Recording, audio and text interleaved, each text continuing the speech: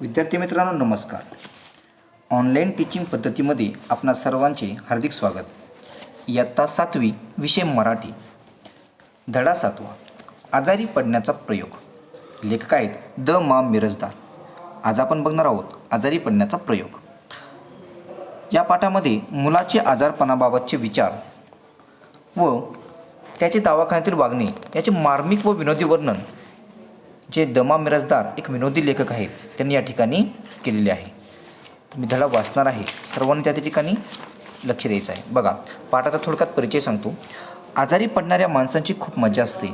त्यांना फळे, गोड शिरा वगैरे खायला मिळतो. आपल्या घरात सगळेच आजारी पडतात व मौज करतात. आपणही आजारी पडून बघावी असा समज करून घेतलेला एक लहान मुलगा ज्यावेळी डॉक्टरकडे आजारी पडण्याचा प्रयोग करायला जातो त्याची कशी फसगत होते, त्याची कशी अडचण निर्माण होते याची मजेदार कथा द मा मिरासदार यांनी या पाठात सांगितलेली आहे. बघा, तर या ठिकाणी आपल्याला एक संदेश पण मिळतो आहे, मूल्य शिकवण पण मिळते. ती एखाद्या गंभीर गोष्टीकडे किती खेळकर पद्धतीने आपण बघता येते हे या कथेतून कळते.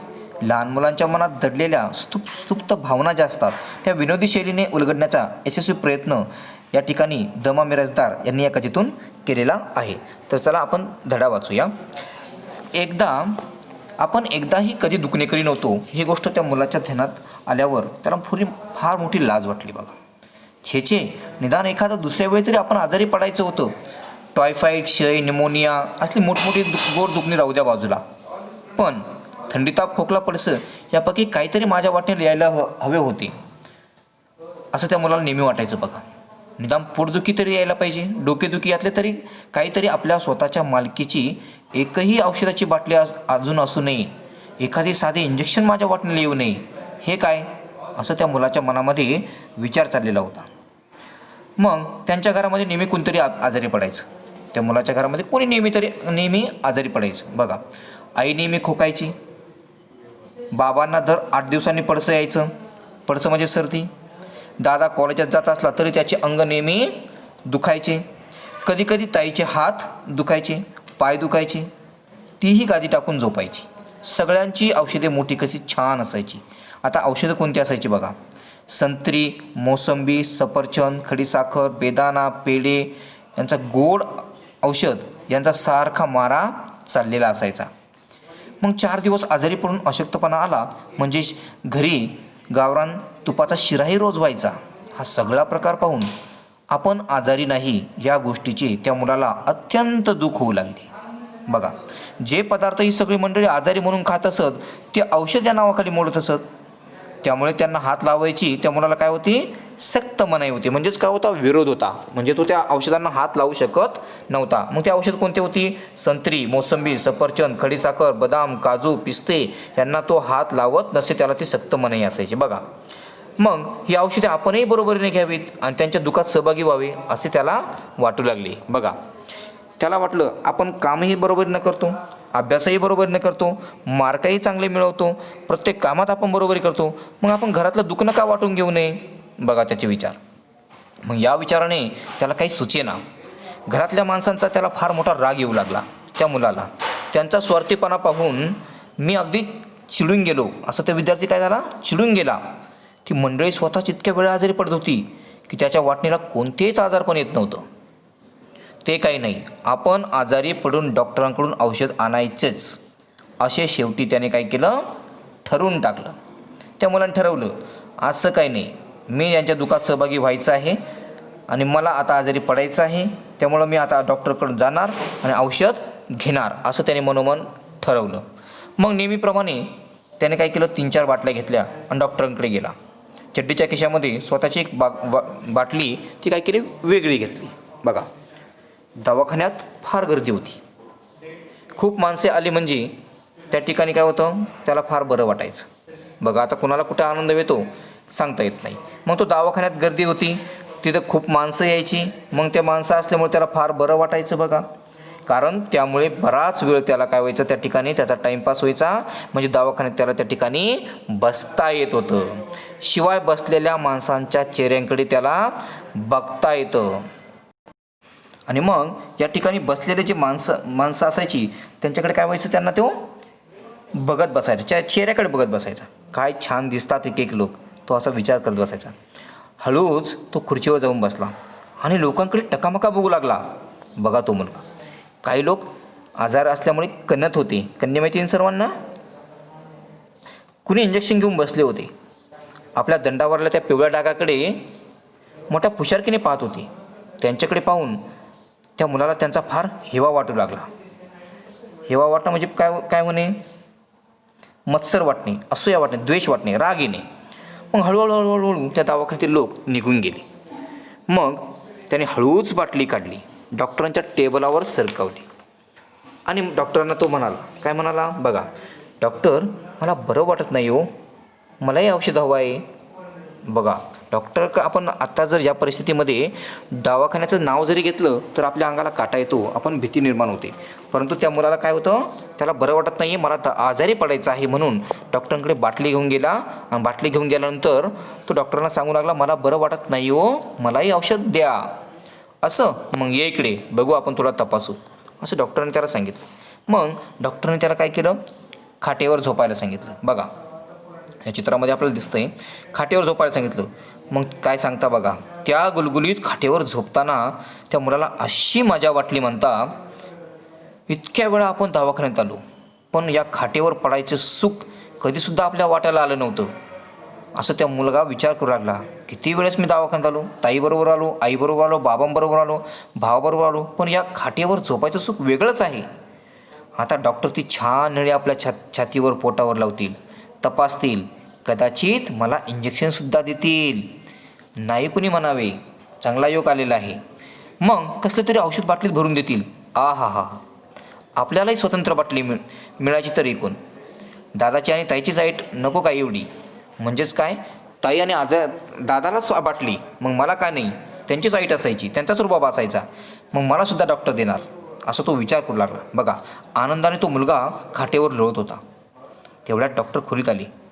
त्याने त्या मुलाला तपासले, इकडे तिकडे पाहिले, पालथे वळायला सांगितली, गळ्यातली नळी छातीवर लावली, जीभ बघितली. बघा ज्यावेळेस त्याची जीभ बघितली तेव्हा तर त्याला अगदी धन्य धन्य वाटू लागलं. बघा किती आनंद वाटला जेव्हा त्याची जीभ बघितली. डॉक्टर सांगतात बघा, आपल्याला माहिती आहे डॉक्टरांकडे ज्यावेळेस आपण जात असतो त्यावेळेस डॉक्टर आपल्याला काय विचारतात, काय दुखतं, मग झोपायला सांगतात, आ करा, श्वास घ्या, श्वास सोडा, बरोबर. त्यानंतर आपण काय करतो, ते पोटाला हात लावतात, पालथं झोपायला लावतात, उलटं झोपायला लावतात, बरोबर. काय खाल्लं विचारतात, जेवण केलं का विचारतात, कधीपासून दुखतं विचारतात, अनेक प्रश्न ते विचारत असतात. मग त्यावरती निदान करतात. मग याला आ करायला लावलं आणि तेवढ्यात जीभ दाखवायला लावली. बघा त्याला काय सांगितलं, धन्य धन्य वाटू लागलं. जेव्हा त्यांनी डॉक्टरांनी त्यांच्या पोटावर टिचकी मारली तेव्हा तर त्याला इतकं गुदगुल्या झालं, इतकं हसायला आलं. मग डॉक्टरांना तो मुलगा सांगितलं, म्हणाला, डॉक्टर इंजेक्शन पण द्या बरं का, ताईला आणि दादाला खूप झाले आत्तापर्यंत, आता मला पण पाहिजे, निदान एक तरी द्या. बहुतेक फॅमिली डॉक्टर असावेत ते. मग डॉक्टर म्हणाले, हो का, हो. मग क्षणात मनात एक धाडसी विचार चमकून गेला त्या मुलाच्या. अगदी खाजगी आवाजात ते डॉक्टरांना विचारलं त्याने. आता खाजगी आवाजात म्हणजे काय, की आपण आपली जास्त ओळख आहे त्या ठिकाणी, आणि हळू आवाजामध्ये त्याने डॉक्टरांना विचारलं, डॉक्टर माझ्याकडे अचानक एकदम बघायला लागले. कारण त्याने काय केलं, विचारलं प्रश्न. बघा डॉक्टरांनी त्यांना विचारलं, डॉक्टरला विचारलं मुलाने, डॉक्टर साहेब तुम्हाला ऑपरेशन करता येतं का हो. बघा डॉक्टरला प्रश्न विचारला. नशीब त्याने विचारलं नाही, डॉक्टर तुम्ही डॉक्टरच आहात का, डॉक्टर तुम्हाला इंजेक्शन देता येतं का. आणि मग असा प्रश्न केल्यानंतर डॉक्टर त्या मुलाकडे एकदम बघायला लागले. थोडे थांबून म्हणाले, का रे बाबा, नाही काय नाही, जर असं करायचं असेल, ऑपरेशन करायचं असेल तर ते सुद्धा तुम्ही काय करा, लगेच करून टाका, मी काय घाबरत नाही हा डॉक्टर. डॉक्टर पाहतच राहिले. अरे लोक इथं आल्यानंतर वेगळा विचार करतात, इंजेक्शन नको म्हणतात, हा तर ऑपरेशन म्हणतोय. मग डॉक्टर त्याच्याकडे पाहत राहिले. मग त्याला वाटले ते बहुतेक त्यांच्या सूचनेवर ज्याने ते सूचना मांडली होती मुलाने ऑपरेशनची, त्याच्यावर बहुतेक डॉक्टर विचार करत असावेत. होय म्हणाले तर फारच चांगलं झालं.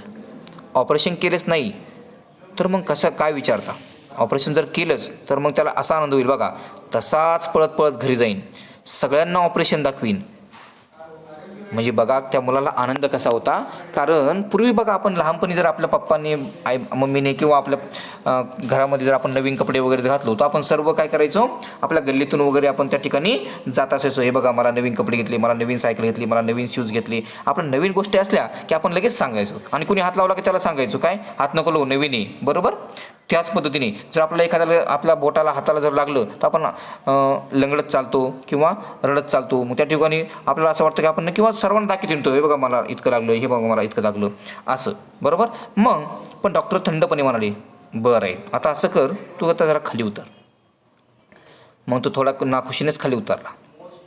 त्यांच्या चेहऱ्याकडे उत्सुकतेने बघू लागला, आतुरतेने बघू लागला. म्हणजे वाट बघत होता तो. डॉक्टर कधी म्हणतील ऑपरेशनसाठी तू ये, ही तारीख देतील ऑपरेशनसाठी, तू ये आणि मग ऑपरेशन करू. म्हणजे उत्सुकतेने तो बघू लागला. मग हे बघ मुला, तुला काहीही झालेलं नाही, समजलं ना, तू ठणठणीत आहे, तुझं आरोग्य शरीर चांगलं आहे. त्यामुळं काय कर तू आता, तेव्हा तू काय कर, तेव्हा हे औषध वगैरे तुला काय मिळणार नाही, जा लवकर तू घरी पळ, घरी जा आणि आराम कर. डॉक्टरांची हे बोलणे ऐकून त्या मुलाची फार निराशा झाली. मग तो मुलगा रडकुंडीला येऊन म्हणाला, असं काय हो, द्या ना मला एखादं औषध. बघा जसं चॉकलेट कॅडबरी मागतो डॉक्टरांना, त्याप्रमाणे तो मुलगा काय करू लागला, डॉक्टर साहेबांना म्हणू लागला, असं काय करता हो डॉक्टर, मला एखादी कॅडबरी किंवा एखादं तुम्ही मला एखादं औषध द्या ना, इंजेक्शन नका देऊ, ऑपरेशन नका करू, पण एखादी बाटली तर द्या की जेणेकरून मला देखील आराम करता येईल. संत्री, मोसंबी, सफरचंद, खडीसाखर, बेदाणा, पेढे, गोड औषध, शिरा हे संपूर्ण काय होईल, मला खायला मिळेल. असं या ठिकाणी दमा मिरजदार यांनी आजारी पडण्याचा प्रयोग आणि या मुलाची झालेली जे फसगत या ठिकाणी बघा त्यांनी सांगण्याचा प्रयत्न केला आहे. पण यातून आपल्याला एक संदेश मिळालेला आहे की एखाद्या गंभीर गोष्टीकडे आपण किती खेळकर पद्धतीने बघता येते ह्या कथेतून कळते. म्हणजे लहान मुलांच्या मनात धरलेल्या सुप्त भावना असतात त्या विनोदी शैलीने उलगडण्याचा हा यशस्वी प्रयत्न या ठिकाणी दमा मिरजदार यांनी या ठिकाणी केलेला आहे. आता या ठिकाणी मी तुम्हाला त्या पाठातील शब्दार्थ सांगणार आहे. या ठिकाणी हा पाठ संपलेला आहे. कोणाला काही अडचण किंवा शंका असल्यास त्यांनी मला कॉल करा. ओके. आता मी शब्दार्थ सांगणार आहे, सर्वांनी या ठिकाणी लक्ष द्यायचं आहे. बघा,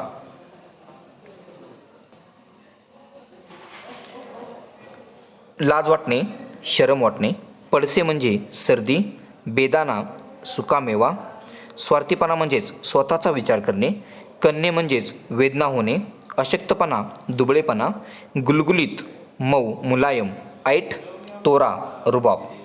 बघा, पालते म्हणजे पोटावर झोपणे, निदान करणे म्हणजे त्यावर उपचार करणे किंवा फक्त, धाडसी विचार म्हणजे धोकादायक विचार, खाजगी आवाजात म्हणजे हळू आवाजात, उत्सुकतेने म्हणजे आतुरतेने जशी एखादी वाट पाहतो, आणि नाखुशी म्हणजे नाराजी. बघा, टायफॉईड हिवताप, क्षय, टीबी, निमोनिया म्हणजे सर्दी, अतिसर्दी इत्यादी रोगांची ते नावं आहेत. बघा, त्यानंतर ध्यानात येणे, लक्षात येणे, सक्त मनाई असणे, कडक निर्बंध म्हणजेच विरोध असणे, त्या ठिकाणी सहभागी होणे, सामील होणे, धन्य वाटणे, कृतार्थ वाटणे, हेवा वाटणे, असूया, द्वेष, मत्सर वाटणे, टकामका बघणे, लक्ष देऊन एकटेक बघणे, मनात विचार चमकणे, मनात पटकन विचार येणे, रडकुंडीला येणे, डोळ्यात अश्रू येणे, सूचनासे होणे, बेचैन होणे म्हणजे काही न आठवणे, ठणठणीत असणे, निरोगी असणे, तब्येत छान असणे, फुशारकी मारणे, बडाई मारणे.